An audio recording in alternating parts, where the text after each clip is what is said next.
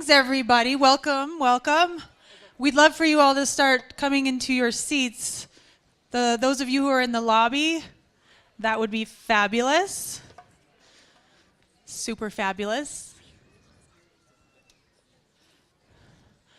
There's a lot of people mingling out there. That must be a cool vibe.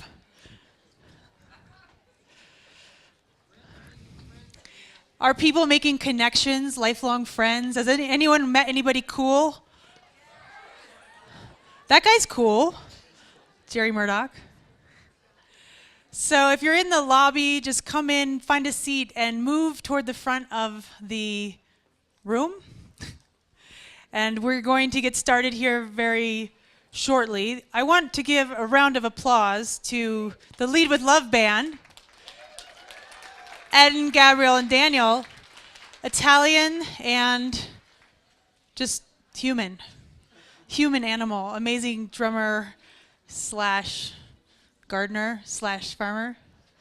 So we have, Eden has Aspen Tree, an environmental organization, and downstairs we have ACES, Aspen Center for Environmental Studies. And they're offering guided walks every day to get you out in nature. It's a little chilly today, but the weather looks really nice the next couple days, just FYI. I also want to let you guys know the room, we find them to be a little chilly, some of us who are more sensitive.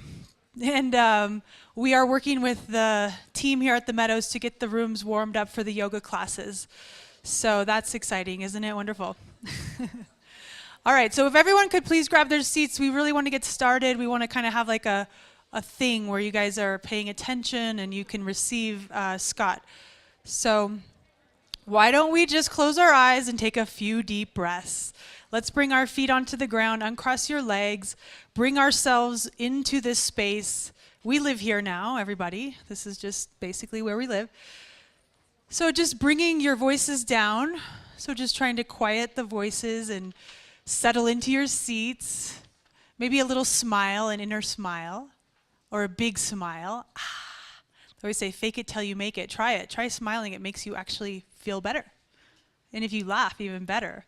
So a little chuckle. Should we all start laughing and see what happens?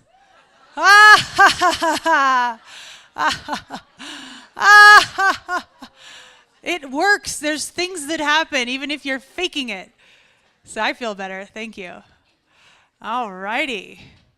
So who was at the yoga class with Seane Corn? Because that was remarkable, and we loved it. And she is here, and Seane is going to have to take off right after this talk and zoom back to Denver. So she has made a Herculean effort to be here with us today. And I'd like to give her a round of applause just before, because these guys, I mean, Scott Neeson came from Cambodia, which is where he lives, and he is so dedicated to being of service there. And Seane, of course, lives in LA, but sometimes it's hard to get somewhere from LA even. So I just want to thank you guys and welcome you. This is the Murdock Mind, Body, Spirit series, which is a program of the Aspen Institute. So right now we're kind of in a hybrid experience. This talk is open to the public, so there might be some people here who haven't done yoga twice today and haven't, been infiltrated by hearts and love bombs and things like that. So just, welcome them and try not to be too aggressive with the hugging. No, I'm kidding. So we're here at Lead with Love. So this is a program of the Aspen Institute and Lead with Love, and we are welcoming Scott Neeson from the Cambodian Children's Fund as our speaker, along with Seane Corn. Seane is an internationally celebrated and recognized yoga teacher, as most of you know. So I just wanted to start this intro with a personal story versus running through the bios, which you guys have on your programs. I was introduced to Scott by Muffy and Andy and Megan DeSabatino. Where are you guys? They're in the back, middle-ish. The DeSabatinos are amazing people. If you don't know them, go ahead and clap. They deserve it. The DeSabatinos have been working with Scott and the Cambodian Children's Fund for many, many years, and they are so passionate. About 7 years ago, we put together an event called Yoga in Action Day in Pepke Park. Was anyone there? Yeah, Shane. Scott was there. So we brought Scott, and he brought 5 children with him from Cambodia. He did a talk here at the Institute. And I was so moved by this human being, by Scott, and how dedicated he is. He is a humanitarian, and he's just, to me, a superhero. He's somebody who has answered the call to be of service in the world, and he's answered it with his full heart, his full soul. He has just thrown himself into working with people in Cambodia and really helping that country to heal from some very traumatic history. So when the DeSabatinos introduced me to Scott, of course, next thing I knew, I was sponsoring a kid, then 2 kids, now 3, 4. My parents have a child. They just got a new one. And I think, is there anyone else in here who sponsors a child from Cambodian Children's Fund? Kim. Kim was in Cambodia with me, and this couple here. So it's the most rewarding experience, because the way he set this up is that you really get to know these kids and you write to them. I was on Skype with Sing Hey the other day on Tuesday. So it's the next day for her, and it was at night for me, and we're just chatting about life. And she's like, "You like yoga?" I'm like, "Yes, I like yoga." But we go even deeper than that. I mean, we really have a good time together. So there's some great information out there about the Cambodian Children's Fund and potentially working with a child there. It's been a really meaningful experience. And I've been to Cambodia twice and visited Scott on the ground, and he is just so hands-on, really a healer, a miracle worker. He knows the names of 1,900 children. They run after him and they say, "Pa, Scott, Scott, Pa." And he loves them all like this insane, like Santa Claus that's like so benevolent and joyful and good. And he gives me hope for the world. I mean, the way that he is with these people that are living in abject poverty and in a trash dump, really, they're in the trash dump, and he'll tell you that even more. And so Scott and Sean have a really unique connection, and he's going to tell that story. So I had a hit, knowing that Sean was going to come, that it would be really neat to bring Scott here for this experience and have them have a talk. So Scott's going to do about 35, 40 minutes of his story of Cambodian Children's Fund, and then we're going to invite Seane Corn on the stage and we'll have a conversation. So please join me in welcoming Scott Neeson.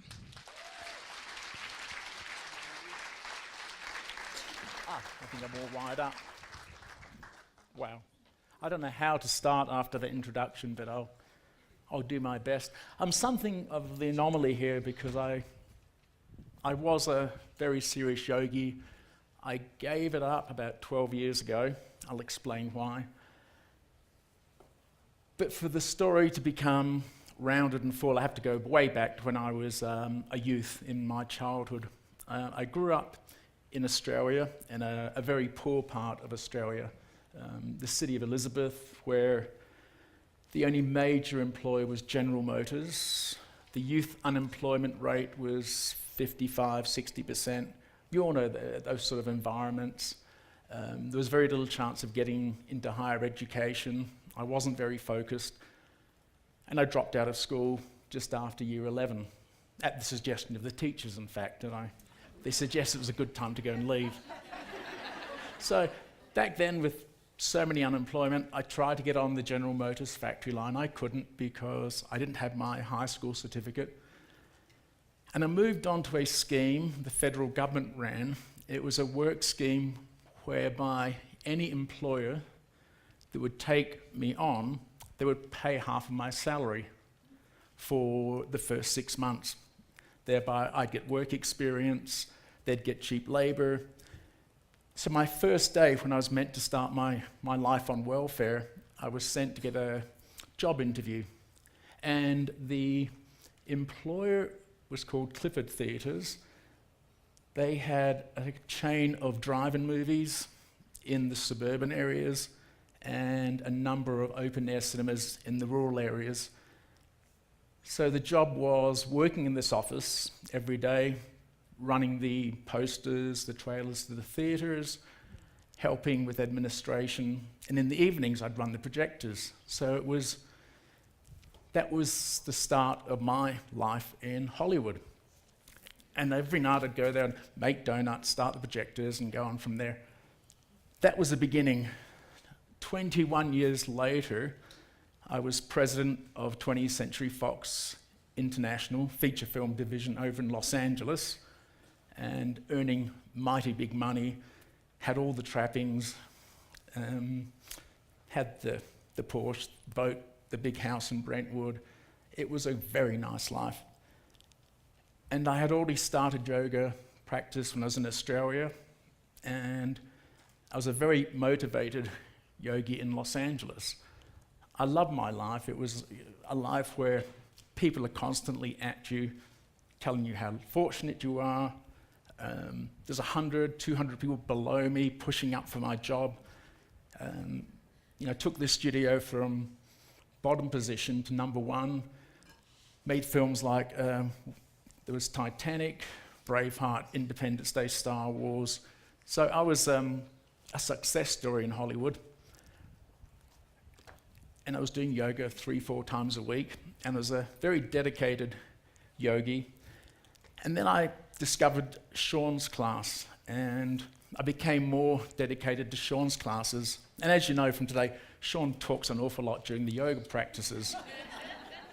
And it really resonated, because despite the fact that I'd gone so far and I was in a position I never dreamed of, I was earning in 2 weeks what my father would earn in a year.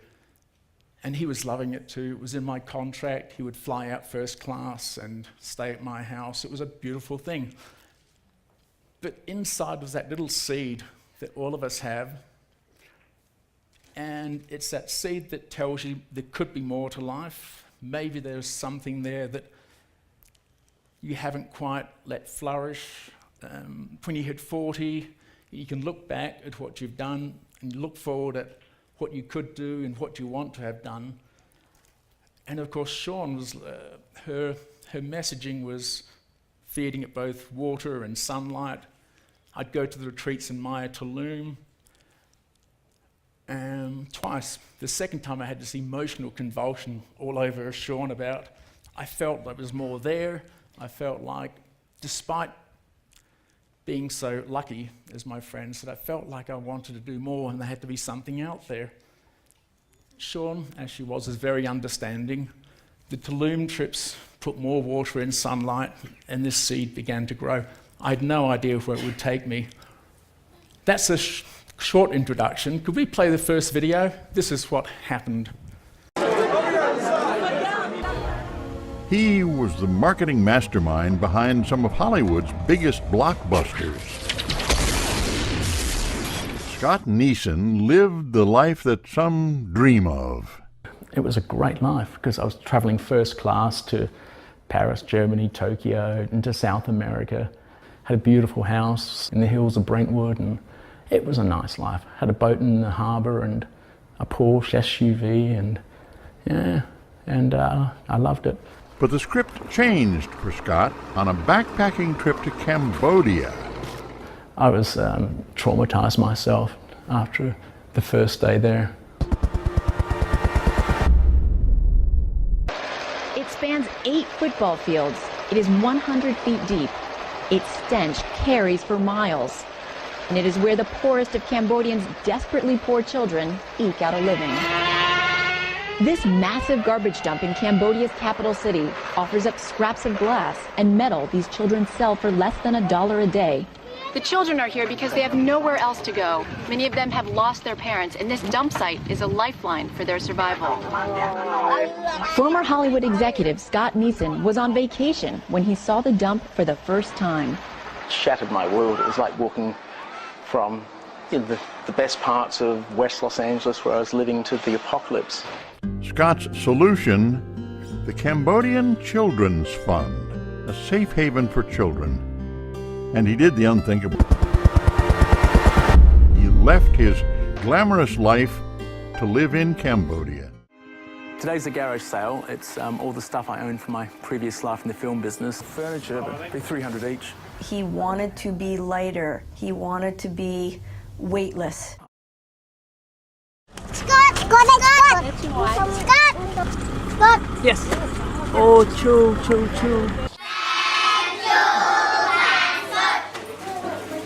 We're going to define whether or not we survive as a species over the next 5 to 10 years. I've got faith that we will turn around. I really do. There's that wonderful moment when you see a child that you found that was in the most appalling circumstances, that had no light in their eyes, and you remember back to the moment you found them. Wow, I remember when I found this girl. You can't fathom this child once had no light there, because of just so much joy, so much hope, so much happiness. There's a real honour in being able to not only witness it, to be part of it. That's a real wonderment.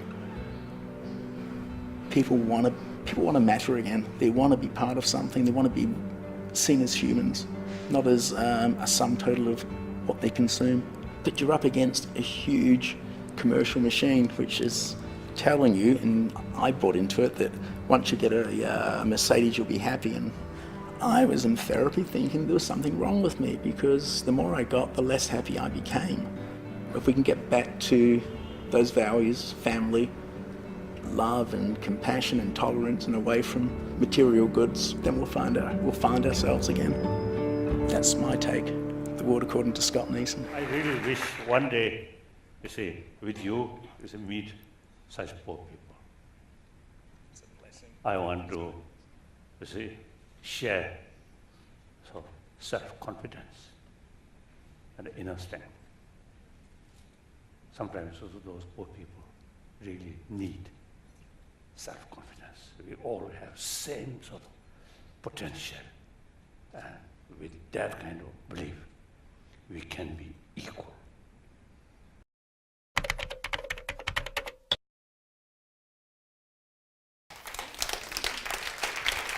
So, to explain the transition, after doing, I'm blaming Sean for all this, after doing Sean's classes and feeling like I had to make a change, I didn't renew my contract at Fox, and I got a better offer to work at Sony Pictures. It was a bigger salary, it was pretty much the same thing, but me to leave 20th Century Fox after, goodness, 10 years, I thought this was the big change. So I took 5 weeks vacation between the two studios, and the plan was to visit all the Buddhist monuments from Borobudur up to Angkor Wat, and cleanse myself from the film business. And when I was in Phnom Penh, there was a friend's friend who was helping street children, and it didn't quite seem authentic because the kids weren't going to school, the parents were taking the money, everyone was making money except these kids. And so I asked him, was there a place that had abject poverty and there was no one really helping? I mean, it was basically poverty voyeurism back, in retrospect.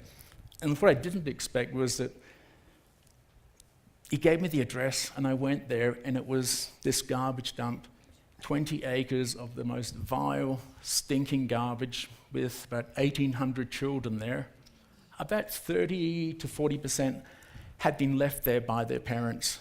The mothers had remarried, and the husband has more value than the child, so they'd be left there.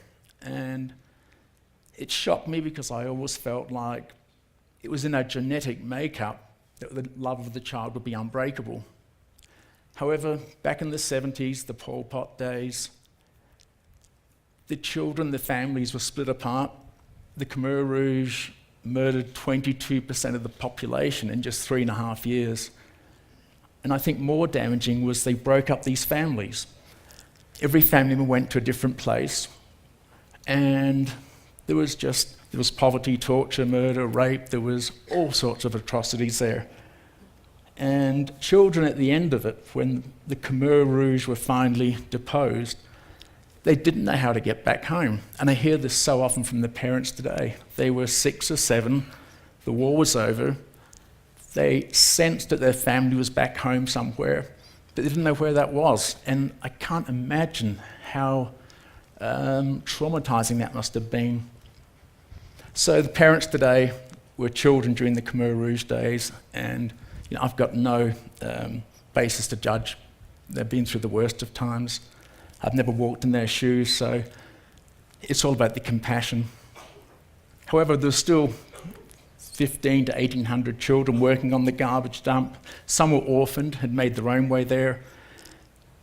They would pick garbage earning 25 cents, 50 cents a day. When they were exhausted, they'd make a patch in the garbage, go to sleep, get up, do it all over again. The youngest I found who was working independently was a 6-year-old. There was 8% of mothers dying after childbirth. There was child trafficking, children dying from basic diseases like typhoid. There was the most intense stench and the most intense heat. The temperature on the garbage dump was 140, 150 degrees every day. It's a hot country, it's right on the tropics. However, the garbage decomposes, gives off methane, and methane burns.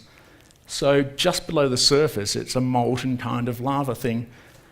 And there are these holes where it's actually broken through the surface. And every now and then, a child or an adult would step in one of these things. I've still got burns on my foot when I stepped into one while showing around the US ambassador. And the graders and the trucks would occasionally run over a child, and no one even stopped working. So I saw that the first day I was there. I took a child off the garbage dump, 10-year-old, found the mother, got them into a concrete room that had a bathroom, got the 2 children into school. The youngest child had typhoid, got her into hospital. And it struck me that for 45 minutes of my time and roughly $30 a month, I changed the life of this family, and specifically this child, in the most fundamental way. And it was exciting, it was intriguing. All of the innate prejudices I had against charities while living in the US, I don't know where the money's going. I don't feel like as a single person I can make a big difference in this world, because give all my money, there'll still be poverty. And that things happening in the other side of the world were not my responsibility. But when you're standing on that garbage dump and there are these children around you and there is no plan B, those things are then mute, because it is my problem. I know exactly where the money's going. And I felt this intense responsibility. So being 45 and living in Los Angeles and seeing some of the most awkward midlife crises, I made a vow that I would give it 12 months before I did anything really rash, like leave my job. However, I went back, started my job at Sony, and I knew from that moment that I wasn't going to stay there. And during that 12 months, I sold my car and sold my boat, sold up everything. And it was not a happy year for me. I ended up living in this little rental.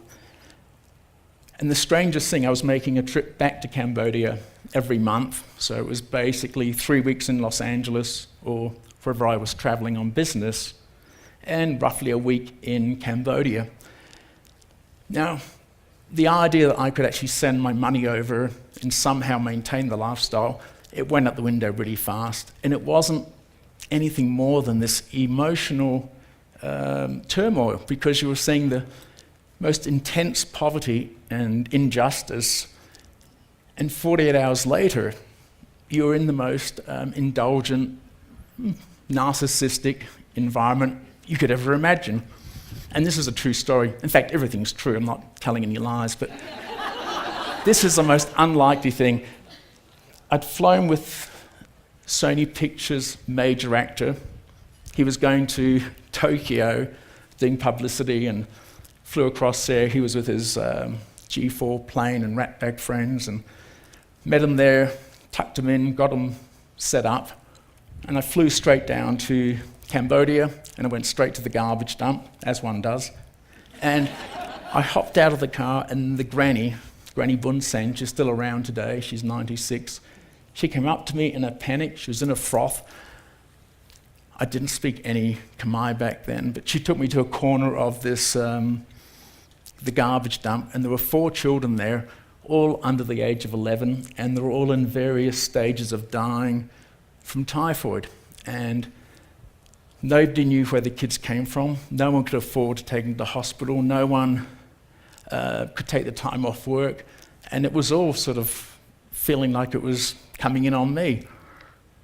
And at that very moment, my cell phone rang, and my office patched through the said actor and his agent, and they were really angry. They were really pissed off and took the call. And what it was, I swear to God, was that we had, being in the Sony office, put a PlayStation on his private jet, and all of his games were Xbox.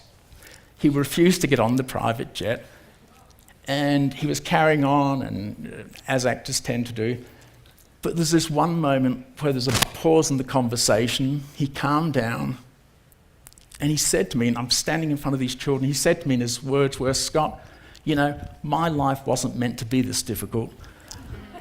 And at the moment, you know, if you're looking for validation, and I was really looking for validation, if you're looking for a sign from whichever spirituality, whichever religion you have, that was the moment. And quite seriously, all the fear went out of my brain, my body. The hesitation, the voices of all my friends saying I must be crazy, it was gone. I went back and I resigned. It took me nearly 10 weeks to get out of my contract because nobody at Sony believed I was moving to a garbage dump. They thought I was moving to Paramount. And so I got out of my contract 1st of December, and I'd moved to Phnom Penh within 5 days. So it became this series of sold my house, sold the cars, sold my boat, motorbike, gave away my 2 very loved dogs, and I broke up my relationship. I was been going out with this very beautiful Cuban-American actress for quite some time, and broke up that relationship. And it's been 12 years, and every now and then I really do miss those dogs. Just cut that. There we go. So I moved there. Every day for the next 5 years, I was on the garbage dump every single day. And the reason I know the name of every child is not a magic trick. It's because of the process of finding them, understanding what they've been through, finding a way to get them into Cambodian Children's Fund, having to deal often with parents who needed the money for the child to work, and you can't give money because you never know where it's going. And it was the most traumatizing time of my life. Let me show you, I just want to show you one case. No case is typical, but this is neither the worst nor the best, and I'm showing it simply because we have the video footage. I was fortunate to have a television crew on one day, and my brother who makes videos another. So we compiled this 6-minute piece on how one child came into CCF. Could you play the next video, please? Working on the dump, going through the recyclables.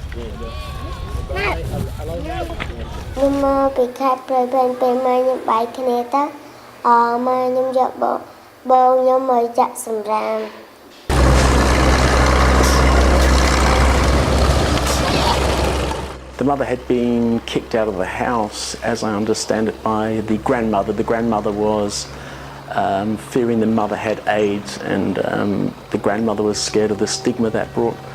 So the only place the mother could go was onto the garbage dump itself. She had no money, no food, no belongings.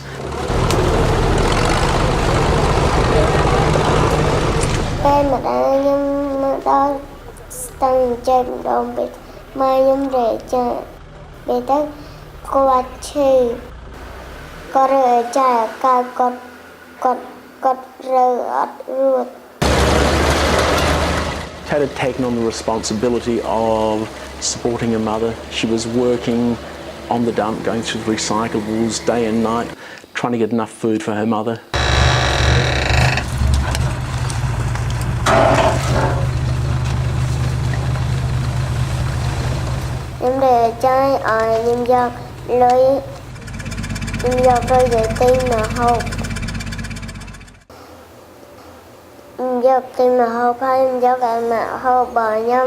បើខ្ញុំអត់លុយខ្ញុំពិតជាអត់ពេលគាត់ឈឺគាត់គេងខំតង់ What's going on, Scott? The mother of these kids is sick. She looks really sick. In the area, I think.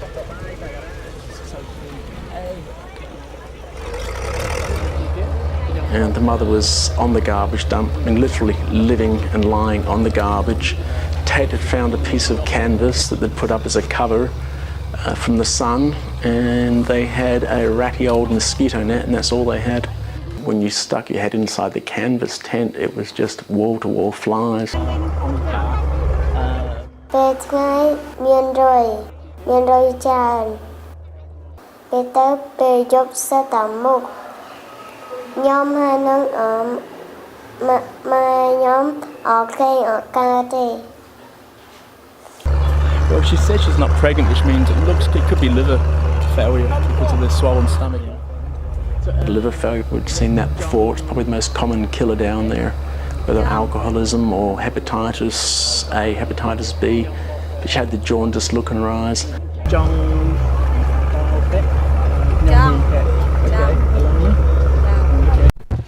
And we took her to the hospital and they confirmed that she had hepatitis B, the liver had failed, and it's essentially a matter of time.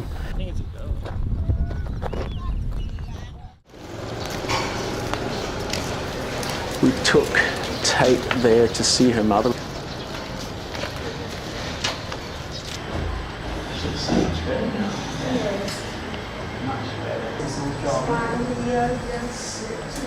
She sat up and she was eating and smiling and drinking some fresh water. I remember Tate was quite traumatised. She didn't want to get too close to her mother.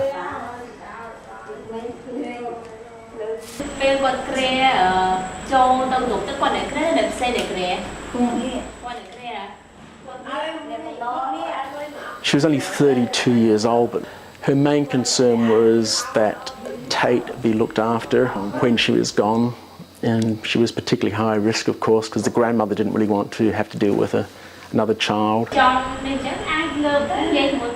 There's a lovely aspect to it. The mother had a sort of remission, even if it was only for a matter of hours or days, where she was off the dump and she knew Tate was going to be safe. I took her in a photograph of Tate at CCF. It was a beautiful photograph and had it framed and put it by her bedside. So she had that to see in her last moments.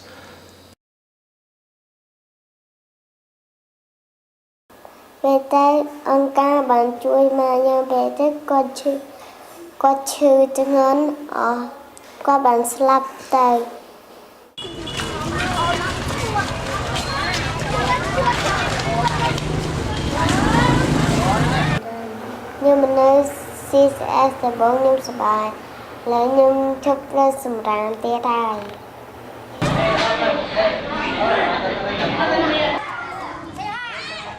នៅ CCS ខ្ញុំចូលចិត្តលេងខ្ញុំចូលចិត្តលេងជាមួយមិត្តភក្តិខ្ញុំពេលទៅខ្ញុំចូលចិត្តរៀន It's lovely to see her actually coming to trust again. Her guard is coming down, she's letting people get close to her. She's still got a process to go through, she's still got to do her work and do the whole cathartic process, but my goodness, she's a changed girl.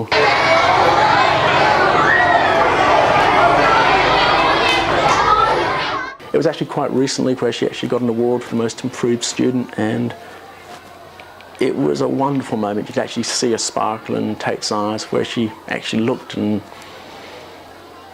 gave off a feel of a child again. So that's one girl. We started with 45, then 80.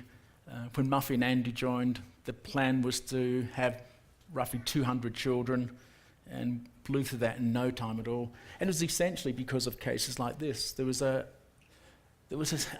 this inability to say no when you came across these cases, and the children came in one at a time, interviewed separately, interviewed either guardians or relatives if they had parents, those that knew the child, and it soon hit 500 and then 1,000. But the beautiful thing was that we created this community, and it was an organic process. I'm not that smart and I couldn't finish school, but you're on this garbage dump every day and you peel away layers of the onion. And today we have this series of programs whereby the moment the child's in school, their family gets their rice, which is a staple. The rice is at basically half price. If the child has perfect attendance, the rice is free. If their house is free of abuse and the attendance is good, we will refinance the loans, because the vast majority of families are here because of debt, and they all came from the countryside, and in the vast majority of cases, someone had got sick, they had sold off everything they owned, and they borrowed money. And interest rates for the poor vary from 10 to 20% per month. So a $300 loan was $1.50 a day in interest forever. You would never get into the principal. The debt would grow, and eventually they'd probably take away one of the children, usually the oldest girl, to get their money back. And it was a terrible situation. So for $300, we put $20,000 into this rolling fund, and we took on the creditors, some really terrible people who'd been lending money at 10 or 20%. We paid off the loans, and the families would pay us back at a much more modest pace. And we had a plan where at the end of that, when the debt was paid off, whether they wanted to open their own business, buy back family land, whether they would move elsewhere, support other family members. We opened a medical clinic, which was for the kids and the parents. It's now open to the whole community. The only medical clinic in the country now that's free.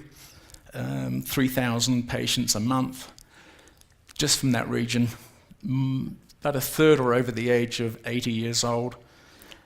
One of the greatest joys, maternal care clinic, we opened in January 2010, and since then we've never lost a mother.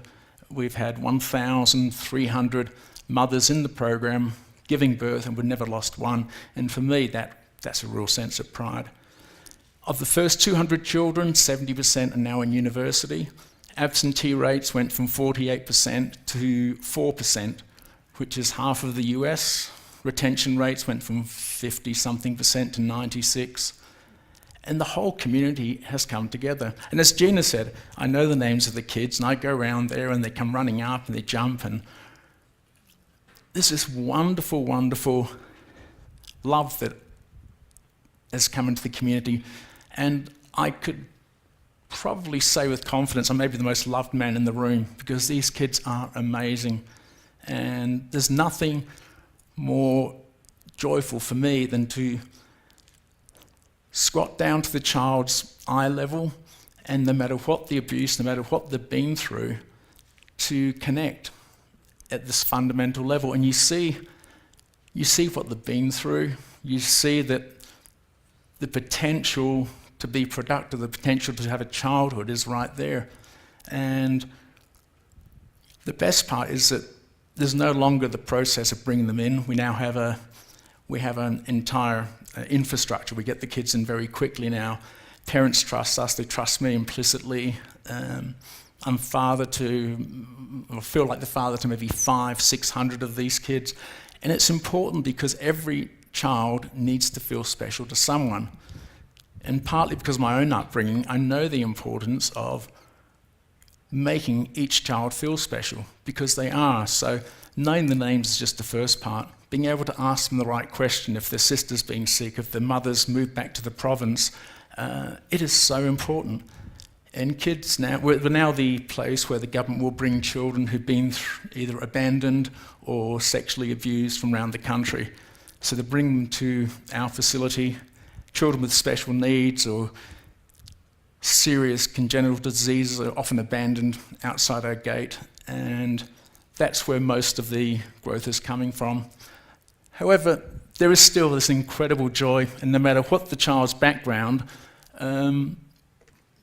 the they end up transforming. It's not just education, it's not just the leadership program.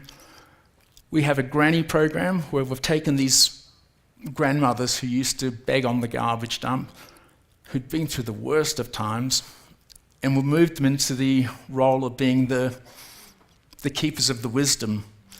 So our young teens, part of the community leadership program, visit the grandmothers and check up on their health and their deliver water, food, their stipend. In return, these grandmothers tell them about wisdom, tradition, superstitions, all the things that were lost in the Khmer Rouge days, and I think lost very much in our own civilized societies. So these grandmothers have become the heads of the communities. They're a funny bunch. We just asked them what they wanted, and they wanted to learn to swim. So we have swimming lessons now, and 20 of them have got their swimming certificates. And the next thing they wanted was to go to the water park and go in the water slides. The average age is 90 years old. So these 96-year-olds, one of them was telling me that she found as she lay flat, she'd go a lot faster. Before that, the one thing I did get them was teeth. They all got new teeth. And it wasn't cosmetic, it was simply the fact that they had malnutrition because they couldn't eat solids. And so, my goodness, they've had some fun times. And we're now funding a trip up to Angkor Wat so they can see their own heritage. And going round, there's so many stories there. So, just moving back to particular children, and I've got hundreds and hundreds of moments I could talk about. There's one case that's very memorable. This girl was Straven. She came to us when she was 4 years old, and she has HIV, hepatitis B, and some other life-threatening diseases. I was told by the person that left the girl with us that she wouldn't make her 6th birthday. And she was well cared for. We got her into good care. We got her into ARVs. And on November 24, 2007, she had her 6th birthday. She turned 6, and in a show of selfish pride, I went to the area where she was living, and she lived essentially alone because her grandmother would pick garbage every night. And I took a birthday cake to celebrate her 6th birthday. And so this frail wee girl here had her own birthday cake, and somewhere around about 200 of the villagers came out to sing happy birthday and, of course, take some cake. This is back in 2007. And we had the cake, and she went back home to her little dusty room, and it felt great because we'd accomplished so much. I was walking back to my bike back then, and I was passing by her house, and I could suddenly hear this singing, and she was in her room on her own, and I heard happy birthday to me, happy birthday, over and over again, just the first 2 lines. And it was one of those moments of magic. Now she is all grown up. She's 16 years old, and she got expelled from school just like her pops. So she's in a school, but not in CCF right now, and I'm trying to patch it all together again. So there's so many aspects, and seeing these children transform, not just not one, but all of them. There's such as they prosper, they become leaders, they have a sense of pride. We teach them human rights, women's rights. We teach them how to speak in public so that they'll change their own generation. I was attracted there because when I was on the garbage dump, even now when I go down there in the evenings, no one asks the children don't ask for money, they don't ask for food, they always say som taurin, which is please take me to study. We have nearly every child of school age in school, so now these 3 and 4-year-olds have started the som taurin, and we've started a kindergarten, we have a nursery for kids that are abandoned there. And one of the greatest moments of pride was on Sunday. Past Sunday, we had the karate finals in the Olympic Stadium, and there was one girl there who I remembered from the first day I met her, and This is her. She had just come off the garbage dump. She had no proper family structure because both parents had a fairly severe degree of mental illness, and she had to fend for herself. And this is her last Sunday. And I was just almost in tears. So that's my journey, and it was all about, as much about finding love, it was about realizing that we have this potential. Every individual has so much potential. My God, if I could do it, I mean, imagine what if everyone in this room would just take that step forward. I put together a very short reel. The other message is that Seane Corn really messed up my life. I was living in Brentwood, boat, car, girlfriends, or works, and now I'm living on a garbage dump. So what I pulled together a short reel of just a few of our success stories, and if we could just play that video, starting with Sri Gao. I saw this girl taking shelter from the rain this morning. It's hard to believe she's 8 years old. She's in terrible shape. 15 kilos. I know the family fairly well. Once she's in the program, she gets her uniform, meals every day. ខ្ញុំមិនដែរសុំលុយសុំអាហារឬក៏បោះផ្សេងទេខ្ញុំគ្រាន់តែសុំឲ្យខ្ញុំបានទៅរៀនដូចក្មេងៗដទៃទៀតបើសិនបើខ្ញុំទទួលបានឱកាសនោះខ្ញុំអាចផ្លាស់ប្ដូរជីវិតរបស់ខ្ញុំបានគុណច្រើន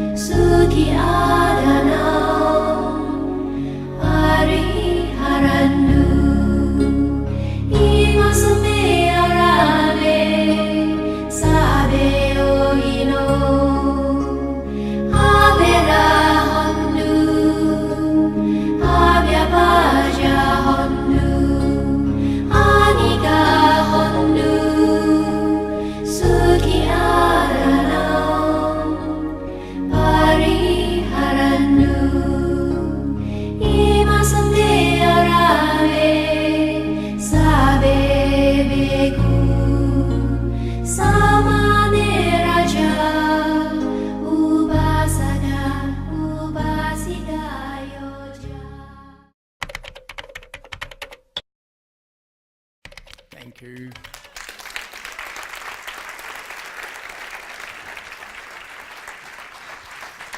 I just want to ask a simple question. Does anyone have a question about why I would bring Scott Neeson here for a festival or a conference called Lead with Love? There's no one that I've met that more fully embodies that message than Scott, and then of course Sean as well. So we're going to have a short conversation here on our living room stage set, and then we do have a potentially a little bit of time for Q&A. So I think that telling the story, if from your perspective, Sean, who was this guy? I mean, what kind of experience did you have with Scott when he came to your yoga retreats? Okay. So first of all, I'm sure I'm as moved as everyone in this room, but probably triple because I've seen it from the beginning to the end. I've been in Cambodia 3 times. You can hear me, right? Yeah. I've been in Cambodia 3 times. I remember Scott, it was like after a year of him being there, we chatted on the phone, and he was like, you need to come out here. You got me into this mess. You got to see what I'm doing.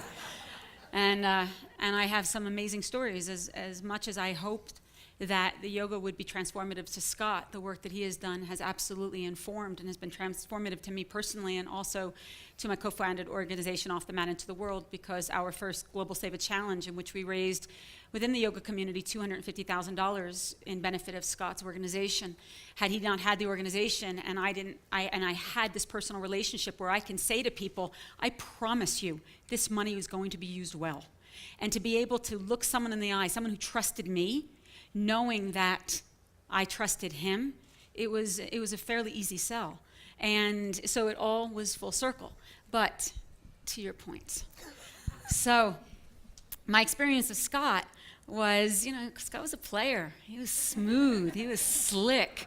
He sauntered into the yoga room, laid out his mat, checked out the scene, fairly typical to what I experienced in Los Angeles. I thought he was a good guy.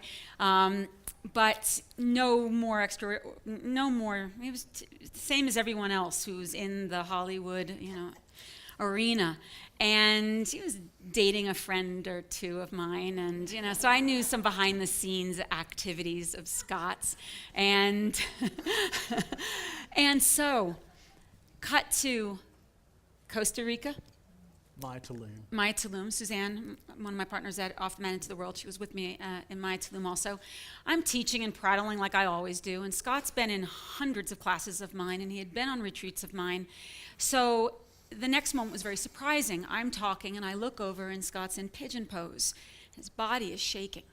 And kind of glanced, and I thought, oh, he's crying.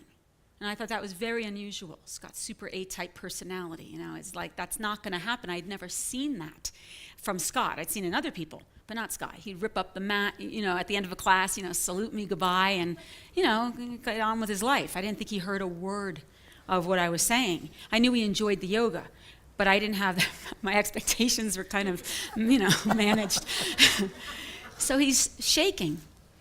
And I started to watch his body, and I was very specific about what I was talking about. And the more I talked about certain things, his body would shake more. And so I thought, this is a really good moment. I didn't know what the moment was. After class was over, he came up to me, all like vulnerable. You were so vulnerable. And he was like, Shauna, can we go for a walk? I need to talk to you. So we went on the beach, and essentially it was a long conversation, but this is what I got from it in a nutshell. I hate my life, I hate my job, there's no meaning or purpose in anything I do, and I think I need to quit. And this came out of nowhere. It wasn't like, oh, I saw this coming. I'm thinking to myself, like, wow, this is amazing. He's having this cathartic experience. Odds are Scott's gonna write a big fat check somewhere and kind of get on with his life. He'll forget this moment, as we do, until the next retreat. Or the next retreat after that. I'm thinking, 5-10 years, maybe he'll have a shift in his life. I never expected when I found out that he went to Cambodia, that he had this experience there. I remember you had told me the story. You gave you had seen a child naked in the street and had given the child $1, yes, and then got scolded by some guy, like, don't do that, that's not, and you got to see that it was a scam. And he's like, if you really want to help, there's something bigger going on. And I remember you telling me that story. It was all so divine. And eventually came back to LA, and he was like, I'm quitting and moving to Cambodia and doing this thing. And I was thinking, are you nuts? You're rich, you're successful, are you crazy? Because I didn't know that whatever was happening within Scott had been percolating for years and years and years and years and years prior to that yoga class. It catalyzed a great change, but it was already deep within him. So in my mind, I'm thinking that this is happening too quickly and you need to slow it down, but that's not Scott's nature. And so sure enough, Scott went off to Cambodia, and a year later, I came out and visited for the first time, and he took me into the garbage dump and had one of the most profound experiences of myself, and it's a well-told story that I've shared countless times over the years, but I think it's worth telling because I don't think Scott's ever heard it. First time he took me into the garbage dump, I've been around the block, I've been to environments. I had never been to anything that was more oppressed than this space, and I didn't know it at the time, but I was already traumatized the moment I walked in. The poverty, the undercurrent of abuse and alcoholism and domestic violence and sexual abuse, it's there amongst the flies and the combustion and all the other things that you see. And I only had flip-flops on, and Scott, in his very casual nature, he was just like, well, it's probably not a good idea, and we just kept going. And sure enough, I've got shit and just stuff like between my foot and the flip-flop. And the first thing I see, Scott's talking to a bunch of people, and I'm standing there, and I see a little child come out naked, walk across the street, squat, shit, stand up, wipe himself with his hand, and then wiped his hand across his mouth. And, of course, where's the handy wipes? Where's something? No parents are doing anything. The kid just went on with this child's life, And so I'm already feeling, overwhelmed. We go to your truck, and we start to hand out soy milk and food. But the problem, and now Scott's used to this at this point, I'm not. There wasn't enough food or soy milk for the amount of people who were clamoring. So there's a choice to be made. Do you hand the milk to the pregnant mom holding 2 children, or do you hand the milk to the child who's holding 2 children because odds are she's the head of a household? But how do you make a decision like that? So I just start throwing things. I'm not even looking. I'm just completely trying to disconnect. Scott wanted me to meet with Shrehang's family. Yes. And father was an alcoholic, and he had recently beat the mother with a hammer. All of them. All of them. Right down She to was the pregnant. baby. I'm not sure why you wanted me to go there, but we go, and I'll never forget. As we approach the cabin, Shrehang, the mother is lying there. She's 9 months pregnant. She's bare-breasted. She doesn't have anything on, and this little girl, Shrehang, I don't even know how old she must have been at that time. 5, 6. The weight of the world on this kid's shoulder, the weight on the world. But when she saw Scott come up, she took a little cloth and covered her mother's breast with them because she didn't want her mother to be exposed to Scott, which was one of the most human and dignified things that I'd ever seen, and it just cracked my heart open. When the father came in, I could barely look at him. Barely look at him. Scott's talking to him. He's drunk. He had just beaten his wife. I'm sure he's beaten his children. And my anger towards this person is so heightened that I'm just silent. And I think we left, and Scott's like, you okay? I'm like, yeah, I'm fine. And the kids are leading us through the garbage dump because they don't want me to fall into one of the holes. Yes. And so they're trying to make sure that I don't fall or step on a hypodermic needle. And I remember a woman, Navi's mother, we come close to her, and I'll never forget her sitting, when she saw Scott, kind of popping up and looking around, and she said she had her child nearby, and she kind of pushed her child towards Scott and said it in their language, go, go, go, meaning she wanted Scott to take the child, but what Scott tried to tell me is he can't just take a child, it's illegal. He needs permission from the father, and the father is there. She saw her window of opportunity. She saw that she had a moment where the father wasn't there, and she wanted Scott to take the kid and couldn't. And to walk away from that mother and that child in that moment was more than my heart can handle. And I just felt all this rage and sadness and overwhelm still coming up into my body. And then we get to a group of kids, and their hair is orange, and you were explaining to me it was because they were malnourished, so lack of iron. And they were making gestures, and you were explaining to me one was for food, and this was study and the water. And I'm numb. And in that moment, I remember thinking to myself, I'm a yoga teacher, and I'm someone who deeply believes in God. But I remember thinking to myself, where's God here? Where is God here? A place where rats can't even live, I don't think, because it's so toxic. Yeah. Rats can't live there. Where's God there? And in that moment, I remember a little child came towards me, and the child's head was all wrapped, so I couldn't see if it was a boy or a girl, not that it would have made any difference, but it was from the sun. And the little child stood in front of me and smiled, just like this, just smiled. And I waited for the child to do this, or food. The child says nothing and reaches over and grabs my hand and just squeezed my hand really tight. And we just have a moment, this child and I, and then the kid squeezes my hand one more time, walks away, and as the kid walked away, I realized the child had pressed something into my hand. So I opened my palm, and it was a clump of dirt. But I broke the dirt away, and it was the face of a watch that the child found in the garbage dump, but it was shaped like a heart. And, yeah, right? And I remember thinking to myself, there was only one problem in that garbage dump in that moment, and that was me. That I came there with the intention of wanting to help, but I forgot to bring my humanity and my love with me. And because of that, all I saw was the abuse, the poverty, the desperation. All I saw was the unfairness. And what I didn't see was that if any change is going to happen, I have to show up only from love. And if that doesn't happen, I will always be the problem. And then we backtracked, and we talked to the father of Navi's mother, and we talked to Shreyang's father, and that very hours later, they were both in the car with us, and we went back to CCF, and they became students there and lived there, and I ended up sponsoring those children. Mm-hmm. And so that's my first experience of CCF. And so as much as I hope the yoga impacted Scott, his work brought me to another level of yoga that was well off the mat and forced me to have to utilize every single tool that I've ever had to use: focus, strength, commitment, compassion, mindfulness, and most importantly, love, where it actually really matters. And so that's a story I share often because it really changed the way in which I look at service. If you don't show up with love, you are part of the problem, because all you'll do is create more separation, and more separation is always going to be the catalyst for otherizing. And so what Scott does at CCF, it's holistic. He brings everyone together, the community together, but it's all with the commitment for love. So I share with you that story. That was the Scott I knew. He's still mischievous. There's still that Scott. It'll always be in there.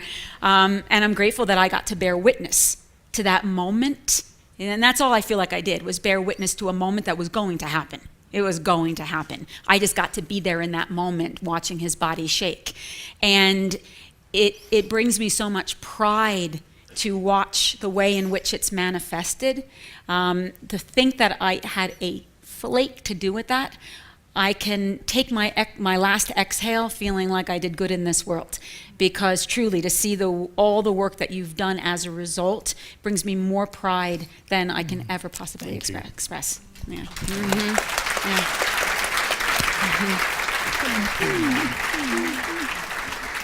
Mm-hmm. It's beautiful to learn the story. We decided to call this talk "Answering the Call," and I think that you both are an extreme example of feeling that. And what I heard from you, Sean, and from you, Scott, was that it's brewing for a long time, and then there's that moment. And I think what's so interesting about what you were saying is we don't really know ever how what we say will affect somebody. And you probably don't remember what you were saying when he was having that experience, but we are serendipitously in these experiences all the time. And I think that's what's exciting about a gathering like this. What we're doing here with Lead with Love is how we can connect with each other and layer in these experiences. So we have 10 minutes left. I'd like to take some questions, but if there was something you wanted to address from Sean's story or anything you wanted to say before we open it up. I think Sean underestimates her role, because I know that in every human being, certainly everyone here who's got a level of consciousness, there is that question of what more could I do? Am I on the right track? When I'm 85, 90 years old, will I have regrets, or will I be proud of what I have achieved?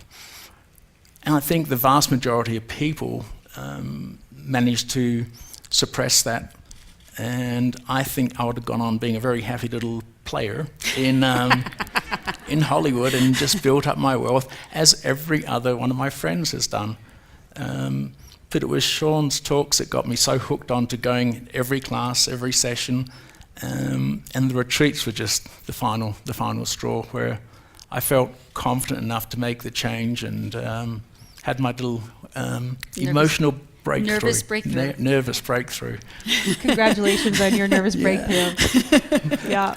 It's something that you can start to look forward to, because let me ask you if you have any regrets. You know, I miss quite a lot. There's some days where you've got children who've been horrendously abused, and another time when I was going through the garbage, and it dawned on me that very instant my friends were at the Academy Awards and I was knee-deep in someone else's sewage, and I felt sorry for myself. But regrets, no. I have a recurring fear that what if I hadn't found this place? What if I hadn't had that moment of change? It would be, goodness, what a waste of Dharma. Is there one thing that you could say to somebody, because I know for me, I have a deep calling, and it's to be of service in the world in some way, and sometimes it feels overwhelming because I don't know where to channel it. Is there any piece of advice you could have for people that had that same feeling? I want to do more, I want to do good, I want to help people, but I don't know where to do it or where to go with it. Oh, come on out. I mean, seriously, as you've seen, we're just overwhelmed. Just do it? Yeah, but you really have to embrace that as much as you can. I've got a fairly cynical outlook now on the way the civilized world's going, and in Asia, here in the US, and parts of Europe, and I really think it's up to us as a small core, the 0.01% of the population who can actually do something about it. And you know, I understand love more than I ever expected, and I can understand hate, because hate always comes from ignorance, misunderstanding, but I just can't understand apathy. And because apathy is an awareness of a problem, but the decision to overlook it, not to do anything about it, and you know, God forbid we end up being like that. Thank you.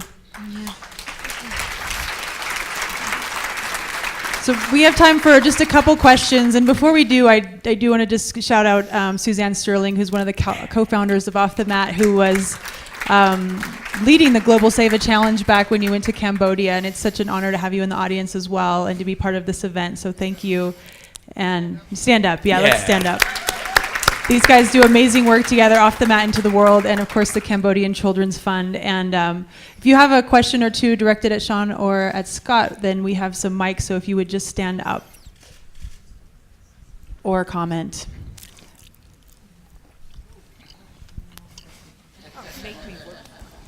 Yeah, well, Scott, thank you very much. I have a daughter. She was 12 years old when she went to Cambodia and worked in an orphanage for 2 weeks. She did get typhoid on her 13th birthday, and I wasn't worried about her. I've done work in Africa and all over the world, so I knew she was in good hands. And it was her 13th birthday, and she said it was the best day of her life because of the way the children gathered around her. My question is, she was with Children's Global Alliance, and I didn't know if that was anything that you knew about, because what concerns me, what Scott said, is that the money is going directly to the kids that you raise for him. My concern with some of the nonprofits is it doesn't get to the kids, or I felt good about this organization, but the parents take the money and the government is incredibly corrupt. So how do we do things like this without going the wrong direction? Obviously go with you. I mean, I get that, but that's a big issue too, is where you are putting your money. Yeah, I would implore people to do as much research as possible, not just of the where the money's hitting the ground, but of the organisation.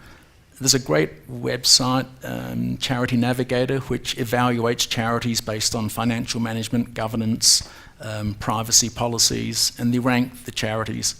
That's the best place to see how much people are earning.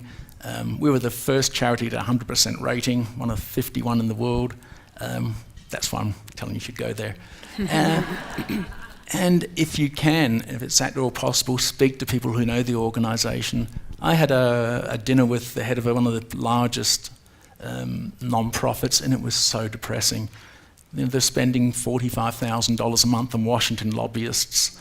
But you know, the thing is that it was financially, it made sense as a return on investment because it'd get an earmark into one of the spending bills that had come back in droves. But I always had the philosophy that if you couldn't put it on the front page of the website, just don't do it. Because the little old lady who's giving a piece of her pension check knew where her money was going, it would be devastating. And but I would do as much research as possible. I don't need the money. I took a 97% salary cut, and I give my salary back every year, and it's a joy. It really is. I don't need anything else. I've got a wonderful group around me. Thank you. One more comment.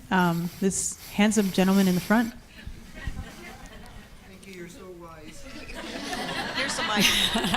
Microphone. To travel with Gina. We were fortunate enough to travel with Gina to Cambodia and see there and be there and spend some time with you. And it's really marvelous. Everybody should do it, I think. Yeah. That's a vacation. You'll come away much enriched. But I wanted to ask you if you're still doing the housing. Yes. The $1,800 or whatever that is now where you provide. Could you tell us about that? Yeah, it was a Canadian organisation put together a program where every either apartment, condo or house they sold in North America, they were giving us $2,500. And that allowed us to build homes in these communities. I mean, really nice, albeit near a garbage dump, but groups of homes where there were between 10 and 20 in a community. They had their own gardens, there was running water, shared toilets. And the homes cost $2,000, the other $500 went to utilities and drainage, and we've built 462 homes now. And so our Maslow's hierarchy from free rice to debt to medical care, there's now the top tier where you get your own home. The rent is, well, there's no rent. There's a stipend of $15 a month, so people don't fall outside of the financial realities. The children are getting amazing care. Every community has a grandmother there to teach the wisdom. And as you know, grandmothers talk smack about everyone. So if someone's behaving badly, we'll hear about it straight away. And, you know, we're not the makers of the values. That's up to each individual community. If a father is or a mother is using drugs, we will have them removed and we'll find a safe place for the children. You know, amongst all this love, I've got 24-hour security around me because we've arrested over, oh my goodness, 460 child abusers around the country through the partnership with the Cambodian National Police. And in that one area, about 180 people who are selling drugs to the children. So there's lovers and there's haters out there, and yeah, it's all a balance. That's beautiful. Thank you so much, Sean. And Scott, thank you for joining us. Yeah, thank you.